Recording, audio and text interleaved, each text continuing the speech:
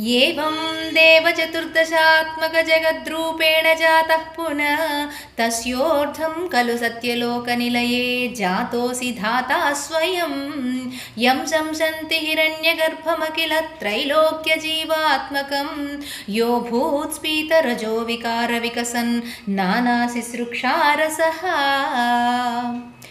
భగవంతుడు విరాట్ స్వరూపంగా ఏర్పడినటువంటి తర్వాత గత దశకంలో తెలుసుకున్నాం కదా, ఆ చతుర్దశ భువనాలుగా ఏర్పడ్డాడు స్వామి విరాట్ స్వరూపంగాని. అదే చెప్తున్నారు, ఏవం ఈ విధంగా దేవ ఓ జగన్నాథ చతుర్దశాత్మక 14 భువన భాండాలుగా ఏర్పడినటువంటి తర్వాత జాత పున తిరిగి తస్యోర్ధం అన్నిటికంటే పై లోకంలో సత్యలోక నిలయే అన్నిటికంటే పైలోకంగా చెప్పబడేటటువంటి సత్యలోకంలో జాతోసి ధాత స్వయం, ధాత అంటే బ్రహ్మగారిగా స్వయంగా భగవంతుడు ఆవిర్భవించాడట. యం సంసంతి అన్ని లోకాలకి కూడా హిరణ్య గర్భుడిగా పిలువబడుతున్నారట బ్రహ్మగారు. త్రైలోక్య జీవాత్మకం మూలోకాలలో కూడా జీవరాశిని అన్నిటినీ కూడా దేవ మానవ తిర్యక్ స్థావరాలుగా స్థావర జంగమాత్మకమైనటువంటి ఈ జగత్తునంతా కూడా అనేక విధాలుగా జీవాత్మకం సృష్టించాలని యోభూత్ స్ఫీతరజో అధికమైనటువంటి రజోగుణం కలిగినటువంటి వానిగా రజోగుణ సముద్భవుడిగా వికార వికసన్ ఈ సృష్టినంతటి కూడా అనేక విధాలుగా సృష్టించాలి, అన్నిటికీ ఉపకారం కలిగించాలి, మేలు చెయ్యాలి అని ఇంతటి సృష్టిని చేయడానికి నానాశిశృక్షారసహ సృష్టిని చేయాలి అని తలంచారట ఆ బ్రహ్మగారిగా ఆవిర్భవించినటువంటి పరమాత్మ. సోయం విశ్వవిసర్గదత్త హృదయ సంపశ్యమాన స్వయం బోధం కల్వనమాప్య విశ్వవిషయం చింతాకులస్తస్తివాన్ తావత్వం జగదాంపతే తపతపేత్యేవం హి వైహాయసీం వాణీమేనమసి స్రవః శృతిసుఖాం కుర్వం తపః ప్రేరణా. బ్రహ్మగారికి సృష్టినంతా కూడా సృజించాలనేటటువంటి కోరిక ఉంది. ఆ కోరిక మేరకు సృష్టించేయాలి అని అనుకున్నప్పుడు సోయం సహ అయం ఆ బ్రహ్మగారికి విశ్వ విసర్గదత్త హృదయం ఈ విశ్వరచనంతా కూడా ఎట్లా చెయ్యాలి, సంపశ్యమాన స్వయం సృష్టిని ఎలా పెంచాలి, ఎలా చెయ్యాలి అనేది బోధం ఖలు అనవాప్య బోధ బుద్ధి కలగలేదట. అంటే ఎట్లా సృజించాలి అనేటటువంటి ఆ బోధ జ్ఞానం అనేది ఉద్భవించలేదట. అప్పుడు చింతాకులస్తస్తివాన్ చింతిస్తూ ఆకులమైనటువంటి మనస్సుతోటి ఉన్నారట బ్రహ్మగారు. తావత్వం అంతలో భగవంతుడు జగతాంపతే జగత్తుకి నాథుడైనటువంటి ఓ పరంధామ తపతపేత్యేవం తపతప ఇది ఏవం అని హి ఏ వైహాయసీం ఆకాశవాణిగా తపస్సు చేయు అనేటటువంటి మాటలు వినపడ్డాయట. ఆ వాక్కులు వాణీమే నమసి శ్రవః ఆ వాక్కులు శ్రవణాలకి శృతి సుఖం చక్కగా కర్ణాలకి మనోహరంగా ఉన్నాయట, వినటానికి వినసొంపుగా ఆకాశవాణి శబ్దాలుగా వినిపించాయట. అప్పుడు కుర్వం స్తప ప్రేరణ భగవంతుని యొక్క ప్రేరణ చోటి ఆ వాక్కులను విన్నటువంటి బ్రహ్మగారు తపస్సు చేయడం ప్రారంభించారట. కోసౌ మామవదత్పుమానితి జలాపూర్ణే జగన్మండలే దిక్షూద్వీక్ష కిమప్యనీక్షితవతా వాక్యార్థముత్పశ్యత దివ్యం వర్షసహస్రమాత తపసా తేన త్వామారాధిత తస్మై దర్శితవానసి స్వనిలయం వైకుంఠమేకాద్భుతం. ఏకమైనటువంటి అద్భుతమైనటువంటి ఒకగానొక వైకుంఠ ధామాన్ని దర్శింపజేశారట బ్రహ్మగారికి భగవానుడు. కహ అసౌ కోసౌ మాం అవదత్ కహ అసౌ మాం అవదత్ పుమానితి ఎవరు చెప్తున్నటువంటిది, ఈ వాక్యం ఎక్కడి నుంచి వస్తోంది, ఎవరు చెప్తున్నారు? జలాపూర్ణే జగన్మండలే జలమయమైనటువంటి ఈ జగన్మయమైన అండంలో ఎవరు మాట్లాడుతున్నారు, ఎవరు పలుకుతున్నారు? దిక్షూద్వీక్ష అటు ఇటు దిక్కులు చూశారట, ఎక్కడి నుంచి వస్తోందా ఈ మాట్లాడుతున్నది ఎవరా అని. కిమప్యనీక్షితవత అటు ఇటు చూశారట, కానీ ఎవరూ కనిపించలేరట. వాక్యార్థముత్పశ్యత ఆ వాక్యంలో వస్తున్నటువంటి శబ్దంలో నిగూఢమైనటువంటి వాక్యార్థాన్ని పరిశీలించి దివ్యం వర్ష సహస్రం ఆత్త తపస అనేకమైనటువంటి దివ్య సంవత్సరాలని తపస్సు చేసి ఆయన తేన త్వమారాధిత, భగవంతుణ్ణి ఆరాధిస్తూ తపస్సు చేశారట.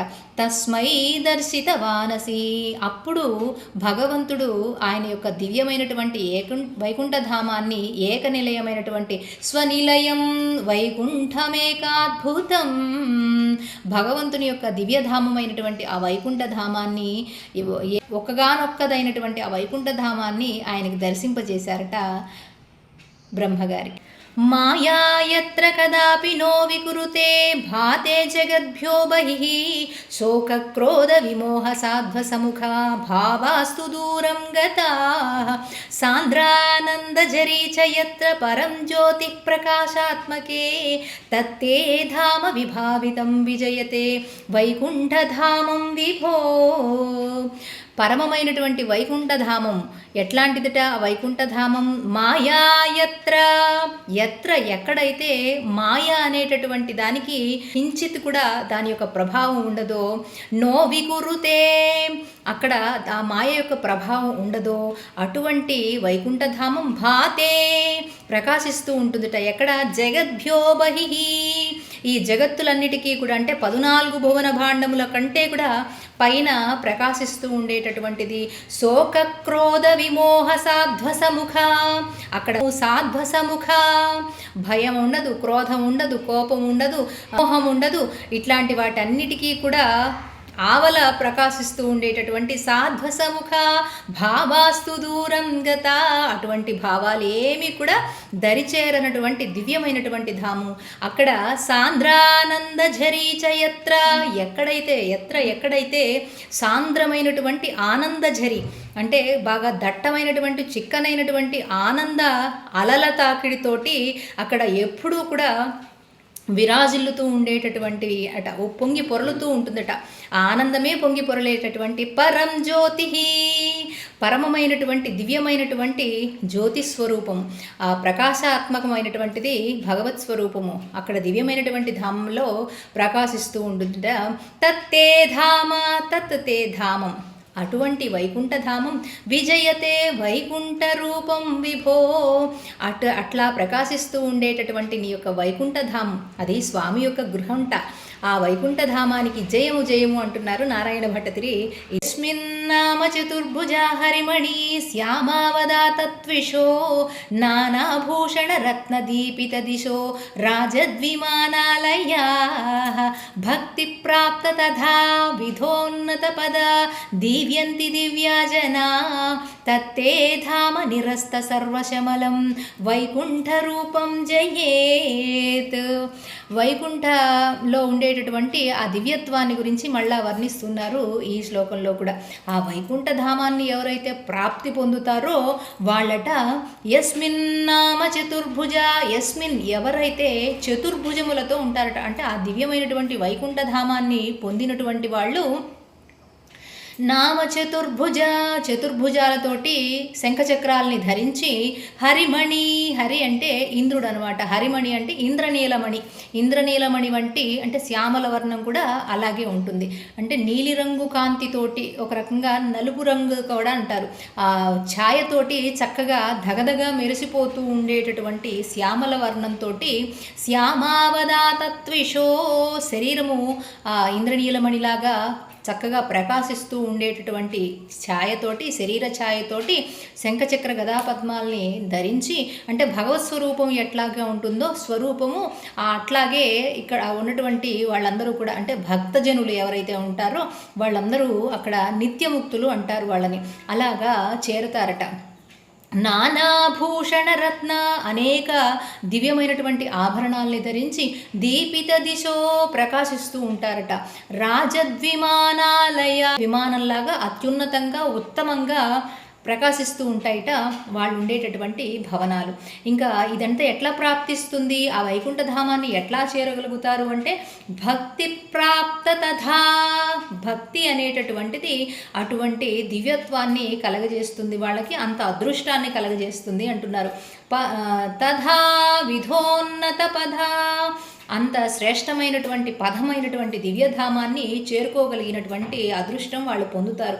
దీవ్యంతి దివ్యాజనా, అలా శోభాయమానంగా ప్రకాశిస్తూ ఉండేటటువంటి వైకుంఠధామాన్ని జనులు ఎటువంటి జనులుట?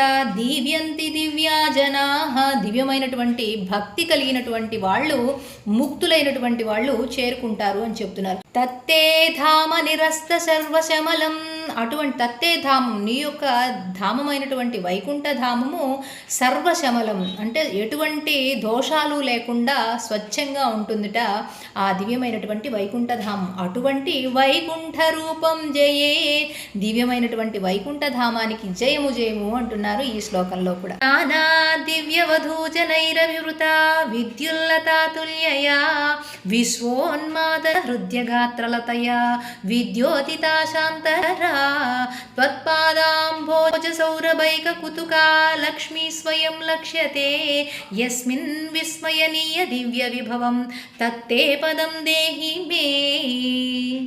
స్వామి యొక్క దివ్యమైనటువంటి వైకుంఠధామం గురించి మళ్ళా ఈ శ్లోకంలో కూడా వర్ణిస్తున్నారు. అటువంటి దివ్యధామాన్ని నాకు తత్తే పదం దేహిమే అంటున్నారు. ఆ దివ్యధామాన్ని దేహిమే అనుగ్రహించవయ్యా అంటూ ఆరాధిస్తున్నారు, ప్రార్థిస్తూ ఉన్నారు. అక్కడట వైకుంఠధామంలో నానా దివ్య వధూజనైరభివృత, అలంకరణ శోభితమైనటువంటి దివ్యమైనటువంటి అలంకారాలతో శోభితమైనటువంటి దివ్యాంగనలు సకల సౌందర్యాలతోటి అభివృత చుట్టూ కూడా చుట్టబడి ఉంటారట. ఎవరికి? విద్యుల్లతాతుల్యయా, విద్యుల్లత అంటే చక్క మెరుపు తీగ అంటారు కదా, అటువంటి సౌందర్యం కలిగినటువంటి దివ్యాంగనలు విశ్వోన్మాదన, విశ్వానికి అంతటికీ కూడా ఉన్మాదము అంటే పిచ్చి అనే అర్థంలో వాడతాము. అంటే ఏంటి? అధికమైనటువంటి ప్రభావం ఉంటుందన్నమాట. అంత ప్రకాశంతో కూడి హృదయగాత్రలైతయా, హృదయం అంటే మనస్సుని ఆనందింపజేసేటటువంటిది, రంజింపజేసేటటువంటి అంత దివ్యమైనటువంటి సొగసులతోటి, సొబగులతోటి, విద్యుల్లతల్లాగా ఉండేటటువంటి గాత్రలతయా, గాత్రం అంటే శరీరము, అంత అందంగా ఉండేటటువంటి దివ్య అంగనలు విద్యోతితా శాంత చుట్టబడి ఉంటారట. అంత సౌందర్యం కలిగినటువంటి, ప్రకాశం కలిగినటువంటి దివ్యాంగనలు. ఎవరి చుట్టూ అంటే ఇక్కడ చెప్తున్నారు, త్వత్పాదాంబోజ సౌరభైక కుతుక లక్ష్మీ స్వయం లక్ష్యతే. ఈ ప్రకాశమంతా కూడా వీరికి ఎట్లా వచ్చింది అని అంటే, ఎవరి చుట్టూ ఆవరించబడి ఉన్నారట వీళ్ళందరూ? లక్ష్మీదేవి చుట్టూ కూడా. ఆవిడ యొక్క ప్రకాశం ఎట్లా ఉంటుంది అంటే, మొత్తం విశ్వానికి అంతటికీ కూడా రంజింపజేసేటటువంటిది, ఆనందం కలిగించేటటువంటిది. ఆ ఆనందం కూడా కొంచెం కాదట, మిక్కుటమైనటువంటి, అతిగా ఆనందింపజేసేటటువంటి హృదయగాత్రలతయ అన్నారు కదా, అంతటి ప్రకాశాన్ని, ఆనందం కలగజేసేటటువంటి శక్తి లక్ష్మీదేవికి ఉంటుందిట. కానీ లక్ష్మీదేవికి ఎక్కడ ఆనందం ఉంటుందిట? త్వత్పాదాంభోజ, నీ యొక్క పదపంకజముల యందు రంజింపబడుతుందిట అమ్మవారు. అంటే అక్కడ ఆనందాన్ని కలిగి ఉంటుందట. విశ్వానికి అంతటికీ కూడా ఆనందం కలిగించేటటువంటి అమ్మవారు స్వామి యొక్క పదపంకజముల యందు ఆనందాన్ని కలిగి ఉంటుందట. ఇదంతా మనకి ఎక్కడ దర్శనమిస్తుంది అంటే, యస్మిన్ విస్మయనీయ దివ్య విభవం, ఆ స్వామి యొక్క దివ్య వైభవం అంతా కూడా విరాజిల్లుతూ ఉండేటటువంటి ధామం ఏమిటి అంటే వైకుంఠ ధామం. యస్మిన్, స్వామి యొక్క దివ్యమైనటువంటి వైకుంఠ ధామాన్ని, తత్తే పదం, అటువంటి దివ్యధామాన్ని, ఆ పదముని నాకు అనుగ్రహించవయ్యా, ప్రసాదించవయ్యా. తత్రైవం ప్రతిదర్శితే నిజపదే రత్నాసనాధ్యాసితం భాస్వత్కోటిల సత్కిరీట కటకాద్యా కల్పది ప్రాకృతి శ్రీవత్సాంకితమాత్త కౌస్తుభమణిఛాయారుణం కారణం విశ్వేషాం తవ రూపమైక్షత విధి తత్తే విభో భాతు మే. భగవంతుని యొక్క ఆ దివ్యమైనటువంటి ధామము, వైకుంఠ ధామము, తత్రైవం ప్రతిదర్శితే, తత్ర ఏవం ప్రతిదర్శితే, అక్కడ ఆ స్వామి యొక్క దివ్యమంగళ స్వరూపము ఎట్లా దేదీప్యమానంగా వెలుగొందుతూ ఉందిట. నిజపదే, స్వామి యొక్క పరమపదాన్ని నిజపదము అని కూడా అంటారు. ఆ దివ్యమైనటువంటి వైకుంఠ ధామంలో రత్నాసనాధ్యాసితం, రత్న ఖచ్చితమైనటువంటి సింహాసనం మీద స్వామి ఆసీనులై ఉంటారట. కూర్మాదీన్ దివ్య లోకాన్ తదనుమణిమయం మంటపం తత్ర శేషిన్ తస్మిన్ ధర్మాధిపీఠం తదుపరి కమలం అని చామరగ్రాహిణిశ్చ అని భగవంతుడిని సేవించుకునేటప్పుడు ప్రార్థిస్తూ ఉంటామన్నమాట. స్వామి యొక్క ధ్యేయమూర్తిని మనం అట్లా ధ్యానిస్తూ ఉంటాం పూజ చేసుకునేటప్పుడు. అలాగే ఆ వైకుంఠధామంలో రత్నఖచితమైనటువంటి సింహాసనం మీద ఆసీనమై ఉండి భగవంతుడు ఆ ప్రకాశించేటటువంటి ప్రకాశము ఎట్లా ఉంటుందట, భాస్వత్కోటి లసత్. భాస్వత్కోటి అంటే ప్రతి ఒక్క కల్పానికి ఒక సూర్యుడు ఉంటాడు. ఒక బ్రహ్మగారు ఉన్నట్లే, ఒక ఇంద్రుడు ఉన్నట్లే, అట్లాగే మొత్తం ఒక్కొక్క కల్పానికి కూడా ఒక్కొక్క సూర్యుడు ఉంటూ ఉంటారనమాట. ఆ కల్పానికి ఉన్నటువంటి సూర్యులందరూ కూడా ఒక దగ్గరికి వచ్చి ప్రకాశిస్తే ఎట్లా ఉంటుందో, ఒక్క సూర్యప్రకాశమే ఈ జగత్తు అంతటికి కూడా ఆధారభూతమై ఉంటుంది, అంతటి ప్రకాశాన్ని కలిగి ఉంటుంది. అట్లాంటిది కోటి మంది సూర్యులు ఒక్కసారే ప్రకాశిస్తే ఎట్లా ఉంటుందో అట్లాంటిది లసత్ అంటే ప్రకాశిస్తూ ఉండేటటువంటి కిరీటాన్ని పెట్టుకొని ఉంటారట స్వామి యొక్క దివ్యమంగళ స్వరూపంలో. ఆయన యొక్క కిరీటము కటకాద్యా కల్పది ప్రాకృతి, కటక ఆది ఆకల్ప దీప్రాకృతి అంటే ఈ కల్పంలో ఒక్కొక్క సూర్యుడు ఉంటూ ఉంటాడు కదా, అలాగే అన్ని కల్పాలలో అంతమంది సూర్యులు ఒక్కసారి వచ్చి ప్రకాశిస్తే ఎట్లా ఉంటుందో అంతటి ప్రకాశాన్ని కలిగి ఉంటుందట స్వామి యొక్క కిరీటం. శ్రీవత్సాంకిత చిహ్నం అనేటటువంటిది స్వామి యొక్క ఛాతిని అలంకరించి ఉంటుంది. అది ఒక లాంఛనంగా స్వామి భృగు మహర్షికి గుర్తుగా ఉంచుకున్నారనమాట. సాత్వికమైనటువంటి తత్వం ఎవరిది అని నిరూపించడం కోసము శ్రేష్టమైనటువంటి భృగు మహర్షి బయలుదేరుతాడు. బ్రహ్మరుద్రాదుల సైతం తిరిగి తర్వాత విష్ణుమూర్తి దగ్గరికి వస్తే ఆయన కూడా ఈయన్ని పరీక్షించడానికి అన్నట్లుగా ఏమి పట్టించుకోడు. ఈ భగవంతుడు పరీక్షిస్తాడు భృగు మహర్షిని. ఆ అహంకారంతో ఆయన ఛాతి మీద తంతే ఆయన యొక్క అహంకారాన్ని తగ్గించడం కోసము అరికాల్లో ఉన్నటువంటి అహంకారాన్ని తొలగిస్తారు స్వామి. అయ్యో అప్పుడు ఆయనకి జ్ఞానోదయం అయ్యి, స్వామి 3 లోకాలని పాలించేటటువంటి త్రిభువననాథుడైనటువంటి నిన్ను నేను ఇట్లా చేయడము చాలా తప్పు స్వామి, కాబట్టి నన్ను మన్నించవలసింది అని అంటే, మీకు గుర్తుగా ఈ లాంఛనాన్ని నేను ఛాతి మీద ఎప్పుడూ కూడా అలంకరించుకుంటాను అని ఆ గుర్తుని ఆయన ఎప్పుడూ కూడా లాంఛనంగా ధరిస్తూ ఉంటారట. అట్లా తర్వాత ఆత్త కౌస్తుభమణి, మెడలో కౌస్తుభమణి ఎప్పుడూ కూడా అరుణకాంతులతోటి, ఎరుపు ఛాయతో కలిగినటువంటి కాంతులతోటి దేదీప్యమానంగా ప్రకాశిస్తూ ఉంటుందట. అరుణం కారణం విశ్వేషాం, అరుణకాంతులతోటి కౌస్తుభమణి ప్రకాశిస్తూ ఉంటుంది. అలాగే సకల జగత్తుకి కూడా కారణభూతమైనటువంటి విశ్వేషాం, విశ్వానికి అంతటికీ కూడా కారణభూతమైనటువంటి ఆ స్వామి యొక్క దివ్యమంగళ స్వరూపం. తవ రూపమైక్షత విధి, ఆ తవ రూపం నీ యొక్క రూపాన్ని ఐక్షత అంటే చూసినటువంటి ఆ భాగ్యం ఎవరికి కలిగిందయ్యా అంటే విధి బ్రహ్మగారికి కలిగిందిట. అటువంటి తత్తే విభోభాతుమే, అటువంటి నీ దివ్యమంగళ స్వరూపాన్ని నాకు కూడా దర్శింపచేయి స్వామి, అనుగ్రహించు స్వామి అంటూ ప్రార్థిస్తున్నా. కాళాంబోధకలాయ కోమలరుచాం చక్రేణ చక్రం దిశాం ఆవృణ్వానం ఉదారమందహసితస్యంద ప్రసన్నాననం రాజత్కంబుగదారి పంకజధర శ్రీమద్భుజామండలం స్రష్టుతుష్టికరం వపుస్తవ విభో మద్రోగముద్వాసయేత్. కాళాంబోధకలాయ కోమల రుచాం, అంబుది అంటే మేఘం అనమాట. నిండినటువంటి మేఘము ఉండేటటువంటి వర్ణాన్ని కూడా ఇక్కడ చెప్తున్నారు. కాళ అంటే నలుపు రంగు మేని ఛాయతోటి, నలుపు వర్ణంతో నిండినటువంటి నీలి మేఘము ఏ వర్ణంతో అయితే శ్యామల వర్ణంలో ఉంటుందో, అలాగే కలాయ పుష్పమని అది కూడా శుతిమెత్తగా ఉంటుంది, అదే వర్ణంలో ఉంటుందన్నమాట.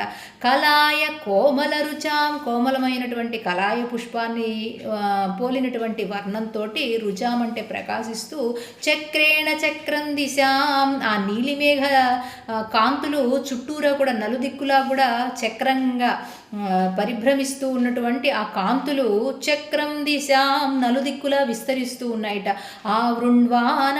ఆవృణ్వానం అంటే ఆవరించి ఉన్నాయట ఆ నీలిరంగు ఛాయలు, కాంతి. అలాగే ఉదారమందహసితస్యందః, ఉదారంగా చిరుమందహాసాన్ని చిందిస్తూ ఉన్నాడట భగవంతుడు. స్యంద ప్రసన్నాననం, ఆననం అంటే తిరుముఖ మండలం అనమాట. ప్రసన్నమైనటువంటి చిరునవ్వు చిందిస్తూ భగవానుడు అట్లా చూస్తూ ఉన్నాడట. ఆ తిరుముఖ మండలాన్ని చూస్తే కరుణతో నిండినటువంటి కన్నులతోటి మన పట్ల ఆదరంతో చూసేటటువంటి చిరునవ్వుతోటి రాజత్కంబు గదారి, కమ్ అంటే జలములనమాట, జలంలోంచి పుట్టినటువంటిది పద్మం.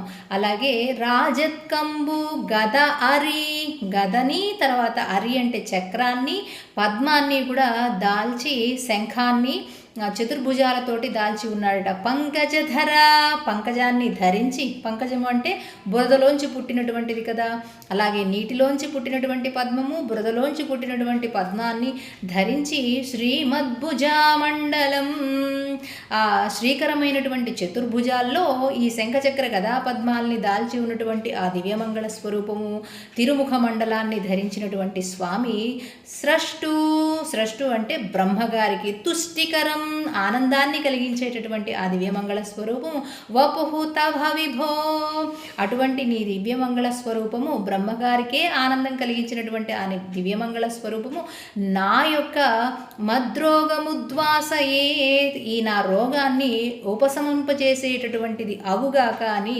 నారాయణ భట్టతిరి ప్రార్థిస్తున్నారు ఈ శ్లోకంలో. దృష్ట్వా సంవృత సంభ్రమ కమలభూస్త్వత్పాదపాధోరుహే హర్షావేశవశం వదో నిపతితః ప్రీత్యా కృతార్థీ భవన్ జానాస్యేవ మనీషితం మమ విభో జ్ఞానం దదా పాదయా ద్వైతాద్వైత భవత్స్వరూపమిత్యాచష్టతం త్వాం భజే. అటువంటి భగవత్ స్వరూపమైనటువంటి నిన్ను నేను ఆరాధిస్తున్నానయ్యా, ధ్యానిస్తున్నానయ్యా అంటున్నారు.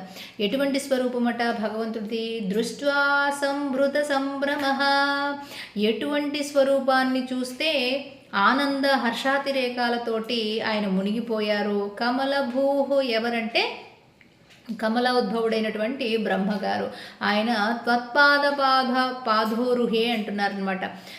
స్వామి యొక్క పాదపద్మములనేటటువంటి పంకజముల యందు భగవంతుణ్ణి స్మరిస్తూ హర్షావేశవశంవదో, ఆనంద ఉత్సాహాలతోటి హర్షాతిరేకములు అంటారు కదా, అంటే అపరిమితమైనటువంటి ఆనందంతో వశంవదో నిపతితః, అలాగే ఆనందం అనేటటువంటి ఆ సముద్రంలో మునిగిపోయారట. నిపతితః మునిగిపోయినటువంటి ఆయన ప్రీత్యా కృతార్థీ భవన్, ప్రీతితోటి కృతార్థుడనయ్యాను స్వామి నీ పాద పంకజముల యందు ప్రేమతో నిపతితః అంటే లీనమైపోయాను, అందులో నిమగ్నమైపోయాను. నా మనసు నీకు తెలుసు కదా స్వామి. జానాసి ఏవం మనీషితం, జానాస్యేవం మనీషితం మమ విభో, ఓ స్వామి నీకు తెలుసు కదా నా మనసులో ఏముందో, బ్రహ్మగారి మనసులో ఏముంది, సృష్టిని ఎట్లా చెయ్యాలి, దానికి ప్రారంభం ఎట్లా చెయ్యాలి అనేది తెలియడం లేదు.